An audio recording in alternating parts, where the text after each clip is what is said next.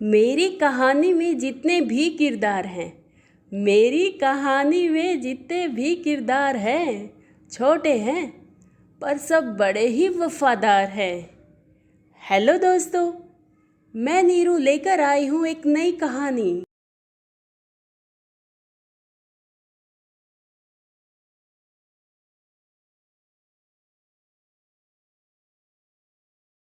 मैंने फरीदाबाद के नगर निगम ऑफिस के बाहर खड़े पार्किंग वाले लड़के से कहा कि वो मेरी चाबियां दे दे।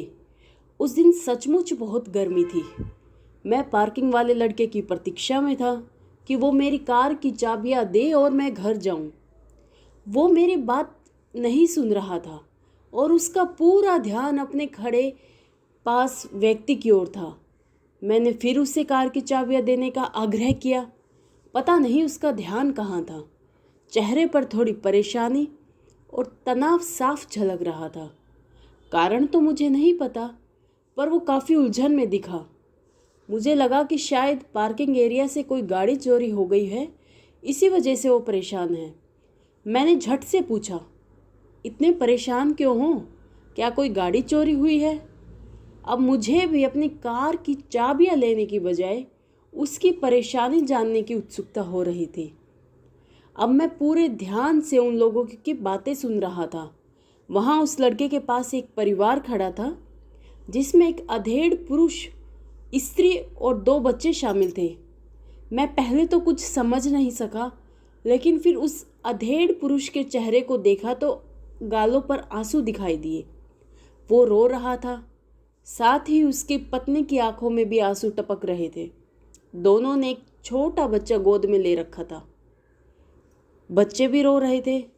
मेरे पूछने पर उस लड़के ने बताया कि वो परिवार किसी काम से आगरा से फरीदाबाद आया था, पर उस व्यक्ति का पर्स खो गया। उनके पास गांव लौटने के लिए फूटी कौड़ी तक नहीं थी। इसी वजह से पूरा परिवार आंसू बहा रहा था। मैंने फिर पार्किंग वाले लड़के से कार की चाबियां मांगी। मैं उसके चेहरे पर खिंची तनाव की रेखाएं देख सकता था। वो बोला, सर, आपको तो अपनी चाबियों की चिंता है, आप इसकी परेशानी नहीं समझ रहे। फिर वह बताने लगा कि लंच का समय होते ही वह ऑफिस के लोगों और चपरासियों के पैसे इकट्ठे करेगा, ताकि वो लोग बस की टिकटें खरीदकर अपने गांव लौट सकें। एक पल के लिए अचानक दिमाग में एक विचार आया। यहाँ एक परिवार अपनी बदहाली पर आंसू बहा रहा था और मुझे कार की चाबी न मिलने से बर्बाद होने वाले समय की पड़ी है। मैंने सोचा कि नगर निगम के कितने अच्छे कर्मचारी काम करते हैं, वो सब मिलकर उस परिवार की गांव लौटने में व्यवस्था कर देंगे। फिर अचानक लगा कि मैं इस परिवार की गांव लौटने में क्यों नहीं सहायता कर सकता। मैंने उनसे गांव का नाम पता पूछा और अपनी गाड़ी की चाबी लेने से पहले जेब से बटुआ निकाला और गांव जाने तक का किराया दे दिया। मैंने बस टिकटों के अलावा कुछ खाने के लिए भी पैसे दिए। मुझे लगा कि दोपहर हो चली है, उन्होंने कुछ खाया भी नहीं होगा। यदि वो पार्किंग वाला अपने सीमित संसाधनों के बावजूद सबसे पैसे लेकर टिकटों का प्रबंध कर सकता है, तो मैं क्यों नहीं कर सकता? ये विचार मन में आते ही मैंने झट से रुपए निकाले और उस परिवार के हाथ में रखे। उनके चेहरे खिल गए। अब चेहरों पर खुशी के आंसू थे। वो मेरे पाँव तक छूने को तैयार थे। मैंने उन्हें ऐसा करने से रोका और भविष्य में रुपए के मामले में सावधानी रखने को कहा। फिर उन्हें बस स्टेशन की ओर जाने वाला रास्ता भी दिखा दिया। अब पार्किंग वाले लड़के से गाड़ी की चाबी मांगने की बारी थी। मैंने चाबी ली, पार्किंग का किराया दिया और घर की राह ली। हालांकि उस दिन दोपहर के भोजन का समय हो गया था और सुबह जल्दी निकलने के कारण मैं नाश्ता भी नहीं कर पाया था, पर अब मुझे अपना पेट भरा हुआ महसूस हो रहा था।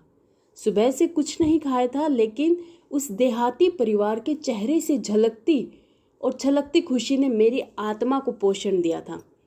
गाड़ी चलाते समय ऐसे महसूस हो रहा था मानो मैं कोई हेलीकॉप्टर उड़ा रहा हूँ। मुझे भूख भी नहीं लगी थी, क्योंकि मेरी आत्मा को सर्वोत्तम भोजन जो मिल गया था। यदि आप अपनी आत्मा को ऐसे ही भोजन देना चाहे, तो मानव जाति की सेवा के लिए तत्पर हो जाए। किसी ज़रूरतमंद इंसान की मदद करे। तो आत्मा के लिए स्वयं ही पोषण तैयार मिलेगा।